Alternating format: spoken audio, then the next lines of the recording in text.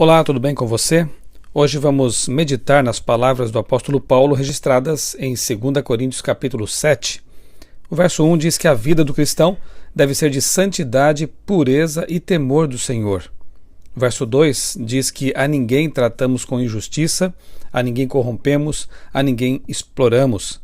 Vivamos como Paulo, amemos as pessoas e sejamos justos e bondosos com elas. Nos versos 3 e 4 é dito que os coríntios estavam no coração de Paulo, por isso ele era franco com eles e desejava ardentemente a salvação deles.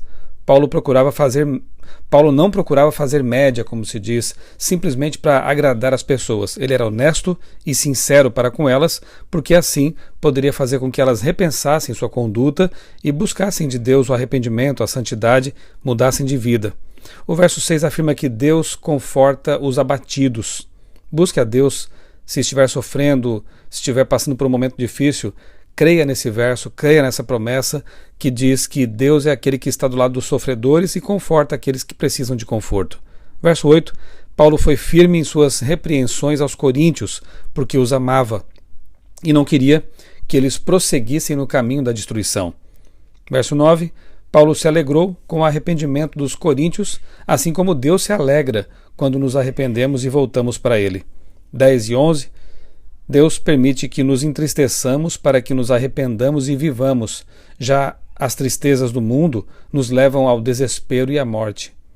Deus age sempre em nossa vida com propósitos salvíficos, visando sempre o nosso bem-estar eterno.